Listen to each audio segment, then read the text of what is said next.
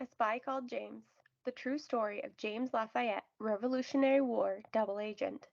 Written by Anne Rockwell, illustrated by Floyd Cooper. On October 19th, 1781, the Battle of Yorktown ended with an American victory over British forces. Thanks to the help of French troops, including General Lafayette, the colonists were now poised to win the war they'd been fighting against the British since 1775. With the war's end, America would be a free country. One of the last things British General Cornwallis did before returning to England was to visit Lafayette's camp. Cornwallis wondered how his army of redcoats had been beaten by the young French general. The two generals had at least a couple of things in common. Both came from impressive families, and both had impressive names. Cornwallis's full name was Charles Cornwallis, 1st Marquess and 2nd Earl Cornwallis, Viscount Brougham, Baron Cornwallis of Eye. The Frenchman's full name was Marie Joseph Paul-Yves Roche Gilbert de Motier, Marquis de Lafayette. In France, his friends called him Gilbert, but in America, he was simply Lafayette. It's easy to imagine that the American Revolution and the fate of the 13 colonies were in the hands of men like these, men whose names were destined to be famous: Franklin, Jefferson, Washington. After all, not long after the war ended, streets, schools, parks, and cities would be named after these men. A list of names had also helped start the war. Many of these famous men signed the Declaration of Independence, telling King George of England the colonies would be free. But America would not have won independence without the courage of thousands of people whose names never became famous. Cornwallis saw one such man in Lafayette's camp during his visit. He must have known in a flash exactly how Lafayette had defeated him. The person Cornwallis saw was known by one name, but without him, the war might have ended very differently.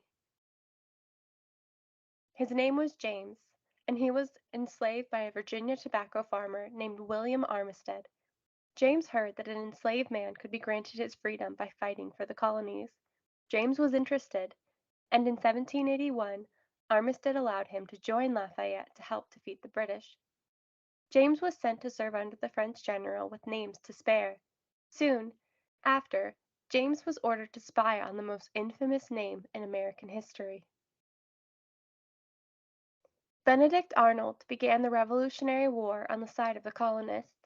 He fought bravely in many battles, but Arnold did not feel appreciated. After being passed over for promotion in 1779, Arnold secretly switched sides. By the next year he was spying for the British, working against his own commander, General George Washington. Arnold's efforts to aid the British failed, and he was revealed as a spy. He fled to the British Army in late 1780 before American troops could catch him. Soon Arnold was fighting again, this time alongside Cornwallis, in battles against the American army. And this is where the infamous spy crossed paths with the spy nobody knew. On orders from Lafayette, James dressed in tatters and presented himself as a runaway slave to Cornwallis and Benedict Arnold. He offered to guide British soldiers along the unfamiliar roads. He foraged for food for the troops. The soldiers accepted his help, but no one paid much attention to him. This was a big mistake. Cornwallis, Arnold, and their troops said things in front of James that they shouldn't have. James saw secret plans and maps, and then he snuck away and passed on what he heard to Lafayette. The British had such faith in James that they asked him to spy on the Americans for them. James agreed. He carried information to Lafayette from the British and gave the British misleading information about American plans. Working as a double agent was incredibly risky. If the British discovered James was a spy, they would do what they did to all spies: hang him immediately. And if American soldiers who didn't know he was who he was caught him carrying papers to the British, they too might execute James as a spy.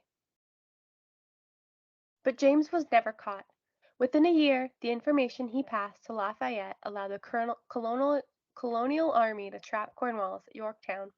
The British army had no choice but to surrender. James was in Lafayette's camp when Cornwallis paid his visit. No one knows for sure if James saw the look on Cornwallis's face when the general realized who had fooled him. but it's not hard to imagine James would have felt satisfied. The war officially ended in 1783 with American victory, but there was no victory for James. While he received credit for his spying during the war, these activities didn't earn James the freedom he expected. Such freedom was reserved for black soldiers in the American army, not spies. 3 years after the fighting ceased, James was still enslaved. When Lafayette learned about James's circumstances, he was outraged. He gave James a certificate, written in Lafayette's own hand, declaring he should be free. This is to certify that the bearer by the name of James has done essential services to me while I had the honor to command in this state. His intelligences from the enemy's camp were industriously collected and most faithfully delivered.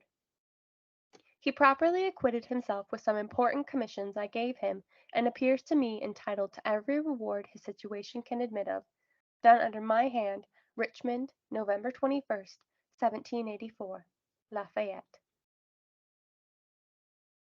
2 years later, the Virginia legislature made James a free man. In tribute to what Lafayette did for him, he took the last name Lafayette. James Lafayette was finally free.